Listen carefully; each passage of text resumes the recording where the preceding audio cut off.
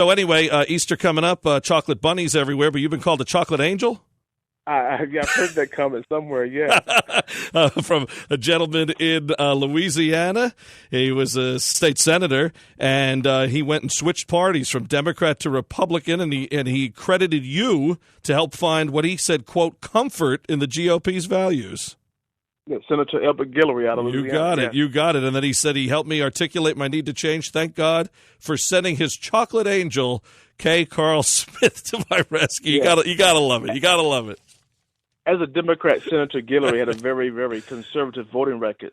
So for over a 3-year period, the Louisiana GOP had been trying to get him to switch parties. Of course, he wouldn't do it because he comes from a very strong majority district. If he make that switch, he's going to probably lose his constituents.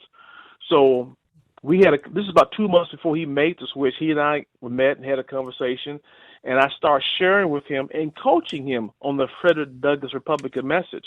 And so it is the Frederick Douglass Republican message that gave him the grit and the inspiration to come out of the closet, and therefore he changed parties.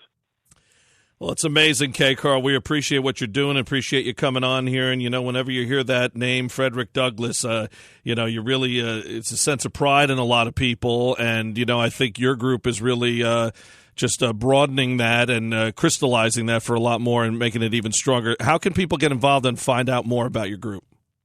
Yeah, just visit our website, and that is Frederick. Don't forget now, Frederick Douglass. He spelled his first name with 2 E's. It's Frederick.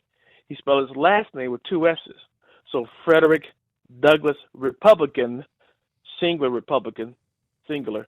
FrederickDouglassRepublican.com or .org. Visit us there. Get a copy of the book. It's more his detail of the things I'm talking about, this whole philosophy of engagement that works, and talk about our movement. All right, and we'll definitely direct people to that site and that book that KCarl's mentioning, Frederick Douglass Republicans, The Movement to Reignite America's Passion for Liberty. Sounds great. Thank you so much, sir. Happy Easter, and God bless you. Same to you. Thank you so much. That all-important website, once again, FrederickDouglassRepublican.com. That's FrederickDouglass, Republican.com. Sarah Palin took on some heavy issues this past week on social media. The governor talked of the number of misdeeds at the scandal-plagued VA continuing to grow. Our vets deserve better, said Palin. Later in the week, she slammed the Obama administration for the Bo Bergdahl debacle. Palin writing, when President Obama traded one deserter for 5 evil terrorists hell-bent on destroying America, rational people did not believe the Obama administration's claims about this traitor's health crisis or claims that he served with honor and distinction, and certainly not President Obama's claim that this was a good deal for America. After putting the country in danger, President Obama celebrated Bergdahl in our Rose Garden, arm in arm with his smiling father, greeting Americans in Arabic and Pashto as our loyal troops cringed. In fact, in the days that followed, the Obama administration actually smeared the vets who came forward to tell the truth about Bergdahl's traitorous desertion. Now, finally, public disclosure tells the truth that Bergdahl is a deserter. In my book, he's a traitor. Also, reports show the majority of the terrorist leaders Obama set free in exchange for this deserter have taken steps to hook up with the enemy, their Taliban pals in Afghanistan. Palin added, Mr. President, if you could pull yourself away from your all-important basketball brackets and buckets of popcorn, you too should take a good look at these selfless young troops who gave all for their country. We await your explanation on all of this. Certainly even a complicit media deserves it. More importantly, though, the families of our fallen heroes deserve the most heartfelt apology. Also, this past week, Palin took to Facebook to say, as crazy as it sounds, a U.S. citizen who leaves this country to join ISIS, Al-Qaeda, or any other terrorist organization does not immediately lose his or her citizenship. That needs to change. And this post included a great video from Sarah Palin channel.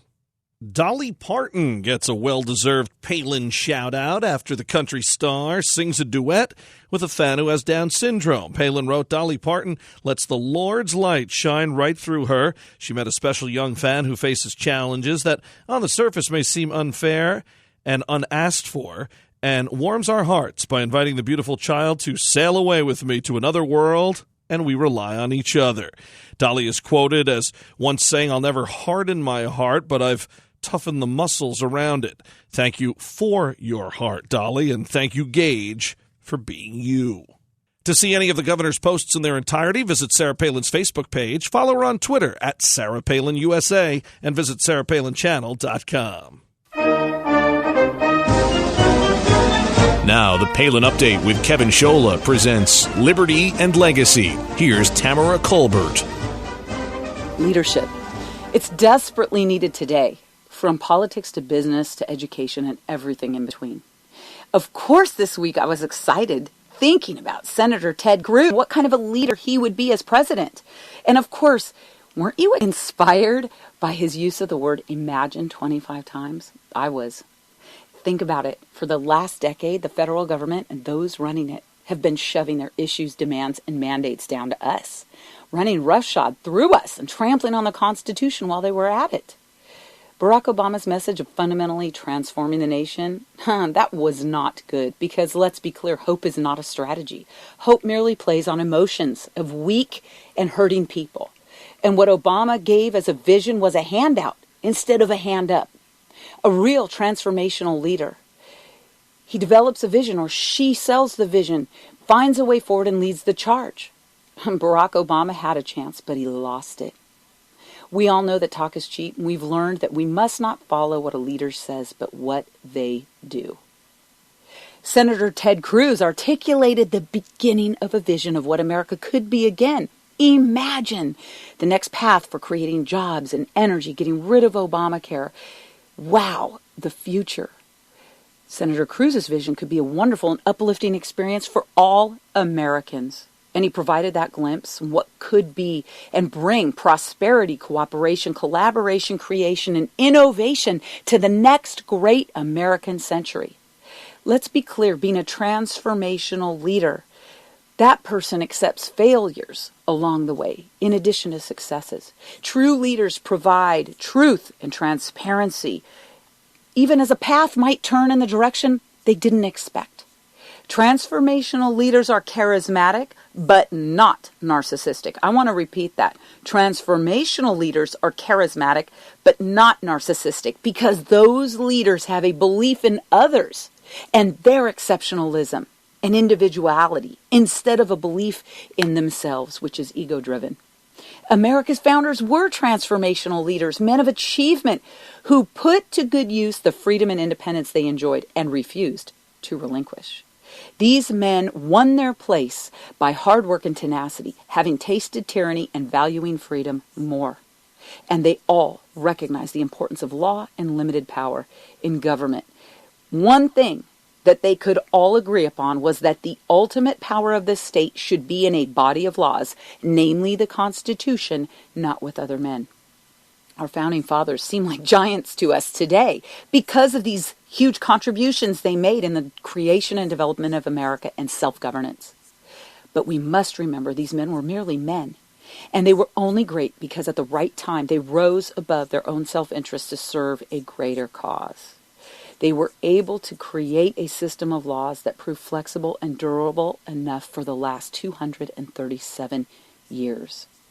They led through adversity with enthusiasm and through defeat with steely resolve. Today, you and I, we must study and pray and be actively involved in choosing our next group of leaders in the United States of America. And we must seek someone with unswerving commitment to our exceptional nation, founding principles, and the rule of constitutional self-governance. And on this, you and I must be steadfast. I'm Tamara Colbert for Mama Grizzly Radio. Tamara Colbert in Texas. Tune in for more Liberty and Legacy next week. And to learn about Convention of States, head to conventionofstates.com. Now our weekly commentary, Steel Resolve. Here's Sarah Steelman. Thanks, Kevin. For those of you who missed it, it's now official according to the Associated Press style book, the guide that journalists use. The term global warming can now be used interchangeably with climate change. Now, I'm not a scientist or a climatologist, but I do know that global warming is different than climate change. Climate changes can be cooler or hotter. Global warming is an increase in the Earth's temperature caused by the increase of certain gases in the atmosphere.